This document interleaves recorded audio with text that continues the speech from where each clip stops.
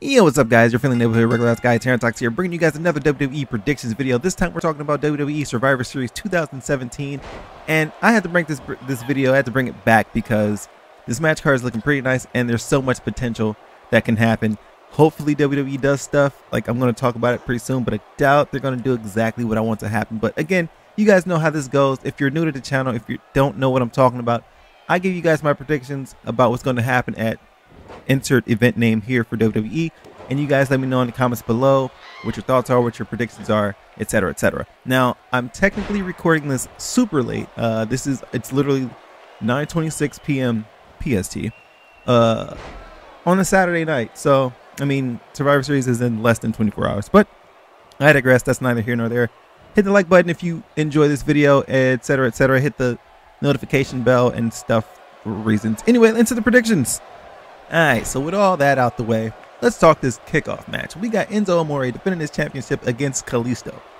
Now, I wanted to say something. I didn't do any kind of recap or prediction, but last pay-per-view, when Kalisto had the championship, did nobody notice that he just went back to his Lucha Dragons music instead of his, whatever techno luchador music he had going on? I was sitting there like, wait, what? But anyway, neither here nor there. Now, I'm over here choosing Enzo Amore because he is, bada boom, the realest champ in the room. I want to choose him to go ahead, come out on top, keep his championship, because if we get Kalisto as a champion again, then we got to have the Enzo Amore versus Kalisto match again for like the third time, which is something that they like to do. You know, WWE, they like to give you 3 championship matches between two parties. If I can speak properly. I'm drinking coffee. It's got me a little jittery. And you know, I really don't want to see that. I'm expecting Enzo to come out on top by hook or by crook, and for him to end up feuding later on with Hideo Itami, because there are rumors that Hideo is either going to be called up to 205 Live or he's going to be leaving the company. So I'm hoping that we get the former and not the latter, and then we get Hideo and Enzo feuding for the championship, because you know Hideo can come up as a face. Because I think he was kind of heelish in NXT, and they kind of like switch off sometimes depending on the personality or who it is. And I think he could rock out as a face 205 Live to be the guy that takes on Enzo and knocks him down a few pegs. You know what I mean? Now, this next match, we're going to jump over. We've got the Intercontinental Champion versus the United States Champion, The Miz versus Baron Corbin. Now, if you know me, if you've been on my channel for quite some time, you know that I am a Miz fan. I'm a Misfit. And I am not the biggest Baron Corbin advocate fan, what have you. But I can't knock Baron Corbin for his ability in the ring, his ability to, you know, live up to his character as the lone wolf, and he does his Duck Thistle. Now, I got to go with The Miz because, 1, again, like I said, I'm a Miz fan. 2, he's got the Miztourage. He's got both Curtis Axel and Bo Dallas at his beck and call. And you know, well, I would say Maurice is going to come through, but she's pregnant, and I doubt they're going to have her ringside for anything right now. But he has those two who can just, you know, help out at any moment in time and help him win that match, because, you know, distractions are key in matches like this. And I think that's what's going to happen. Next up, we've got one of the matches that could be potentially one of the best matches of the night.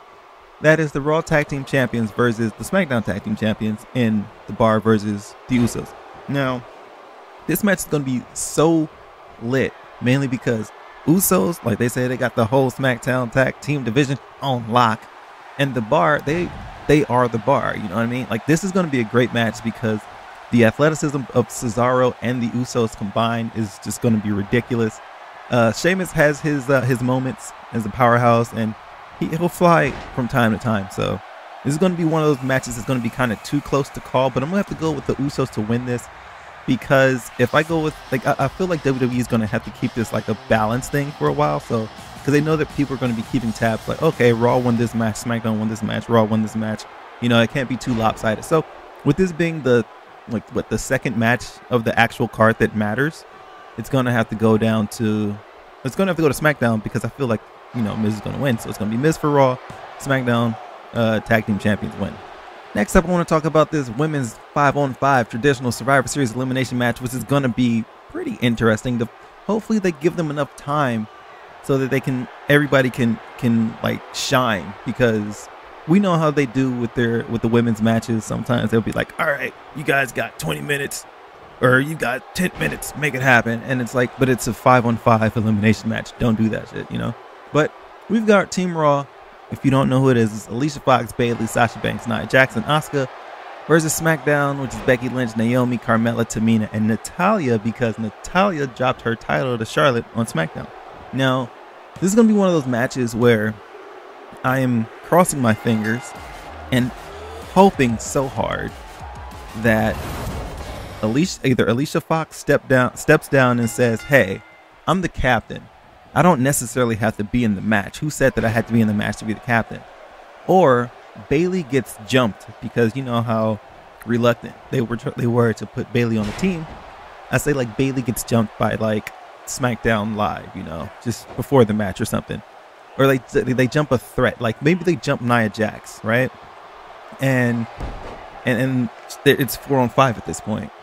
I feel like they have to do 4-on-5 for Raw, and then mid-match you hear Paige's music drop, and Paige is the secret member that joins and helps out Team Raw, because, you know, they couldn't just be like, well, we've got Emma in the back. No, Emma's gone. They released her, so that sucks. But I'm predicting that Paige will return at Survivor Series to help Team Raw, mainly because she's already on, well, the last time we saw her, she was on the Raw roster. She could be signed to SmackDown, which, I mean, she would probably fit better on SmackDown, to be honest, but I wouldn't mind seeing her just make a legitimate return to either brand. But I feel like she's going to make a return to the Raw brand tonight, I guess, at this point, or at Survivor Series 2017. I think it would be pretty dope. But aside from all the speculation of Paige's return, I feel like Raw's going to win this match, because they've got Nia Jax and Asuka on one team. Like, what? Speaking of the women's division, we've got this next match I want to talk about. We've got the women's champion, or the Raw women's champion, excuse me, Alexa Bliss versus the SmackDown women's champion, new SmackDown women's champion, Charlotte Flair. Now, this is a match where I feel like it can go either way. It's great to see this whole thing come full circle, because I think, if I remember correctly, Alexa Bliss, one of her first matches at NXT was against Charlotte, and she lost. And it's great to see that you go back and you say, oh, well, Alexa was just coming up in NXT when Charlotte was on top of NXT, and then Charlotte was the champion, and Alexa was just there, and now they're both champions and they're facing off for Survivor Series, which I feel like that's pretty freaking dope. But I have to give this one to Charlotte, mainly because, like, I love Alexa Bliss, don't get me wrong, I love them both. I feel like Charlotte's going to win this because she needs to have her little after-match celebration. She then gets either, like, Carmella comes down to, like, you know, support her, or she just comes down to jump her. Either way, I feel like Carmella's going to cash in at Survivor Series and get the women's championship away from Charlotte, and then we end up with a triple threat women's championship match at the next pay-per-view for SmackDown, which will be like Charlotte versus what's her name? I just said it. Charlotte versus Carmella versus Natalya. And I think that'll be a pretty dope match. Sidebar, I was kind of thinking that, hey, maybe since, you know, in that match with Charlotte versus Natalya, maybe we get Paige on SmackDown, because Charlotte did scream out, "This is my house." Though she was in her hometown, we do know that that is a 100% Paige catchphrase. Now, I don't know, maybe they'll do like some kind of feud like they did with CM Punk and Jericho, the whole best in the world thing. And but I mean, I don't know if that's like actually like something that will be in the cards. Let me know in the comments below what you think about that. It's kind of like one of those stupid feud, but whatever, you know, go for it. Now, next up, this match right here, I believe this match will be the top match of the night. New Day versus The Shield. Now, this is one of those matches where it's like, wait, what? I can't believe this match is happening. Like, for me, I can't believe this match is happening right now. I mean, well, I can, because it was kind of obvious that they were trying to build this up, like, during the whole show reunion, SmackDown invading, etc., blah, blah, blah. But this match is going to be lit. It's going to be crazy, because seeing the New Day actually go in a match, it's freaking great. Like, that match at was it at Hell in a Cell? Whatever. Yeah, in Hell in a Cell, at Hell in a Cell against the Usos for that title, those titles. Oh my God. That match was like so freaking good. And then the Shield, I mean, sure, you've got Roman Reigns, Roman Reigns, but the Shield together, that Hounds of Justice mentality or whatever, when they just jump people or just go in, it's something that I've missed seeing. It's kind of like I'm missing Evolution, like the original Evolution. Like I miss seeing all 4 of them just going through and just jumping somebody because they felt like it. It's crazy. So I'm going to be looking forward like crazy to this match. It's going to be the best match of the card, in my honest opinion. And let me stop geeking out over it. I think, to keep up with the whole like, point system, I think Raw is going to win this one. So I think the Shield have to pull this one off just because it's the Shield and just because Roman Reigns is on the Shield's team. He's in the Shield, and that Vince McMahon loves some Roman Reigns. So yeah, there you go. Now next up, we've got the traditional men's 5-on-5 Survivor Series elimination match that I want to talk about. And this match is going to be one of those interesting ones because it kind of seems a little, obvious what's going to happen. I don't know. Like we have Kurt Angle, Triple H, Braun Strowman, Finn Balor, and Samoa Joe versus Shane, John Cena, Randy Orton, Shinsuke, and Bobby Roode. Now this legit, like I saw a Reddit post in the WWE Games subreddit, and it was the greatest caption. They took a picture of this this match card like image for this 5-on-5 match, and it said, "When you pick random on WWE 2K18," and it was legit just because it's like Shane McMahon, John Cena, Randy Orton, Shinsuke Nakamura, Bobby Roode. What? Kurt Angle, Triple H, Braun Strowman, Finn Balor. This match it's ridiculous. Like it makes sense, but it's crazy ridiculous. But I'm somewhere else in like Neverland talking about this. I honestly think that Braun Strowman is going to be taken away from the match because of Kane. Kane's going to come through because they're feuding. Kane's going to come out, do some silly shenanigans that gets Braun Strowman out of the match, and then it becomes 4-on-5. And then it's like, it's SmackDown, right? If you're keeping up with the points that I have, I think SmackDown needs to win this next one so they can like be ahead or something like that. I wasn't even keeping my own tally. But then again, isn't Randy Orton technically undefeated in Survivor Series elimination matches? And then on top of that, you've got John Cena on that same team. What? So this is one of those matches where it's going to be fun to watch and interesting, but I don't think that Raw is going to pull it out. And then I think we're going to get a new Raw general manager. I don't know who it'll be. It'd be great if like Kurt Angle gets fired and then it's like, hey, I brought in AJ Lee to fill in your spot, but it's not going to happen. These are just things that I would hope for, because I'm a huge fan of AJ Lee. But again, neither here nor there. I'm going to have to go with SmackDown winning this, with probably Randy Orton being I don't even know if he'll be the sole survivor. I think it'll be like 3-on-2, or it'll be like 3 left. I mean, not 3-on-2. I think like Cena, Orton, and Cena, and probably just Cena and Orton will be the last 2 to survive, and it's just going to be like pandemonium. Now, last but not least, we've got the Universal Champion Brock Lesnar versus AJ Styles, the WWE Champion. This match is going to be one of those interesting ones. I think I said interesting so much in this video, but the reason why I say this is I don't think it's going to end in a like unanimous decision. I think it's going to end in one of those what do they call it? A no contest. That's the word I was looking for. I think it's going to end in a no contest for 3 reasons. One, I think a lot of people are going to expect, it's just going to be Brock Lesnar beating AJ Styles, and WWE's probably going to be like, nah, we gotta change it up, switch it up. And I feel like Paul Heyman has some input in this, and he's a pretty good storyteller.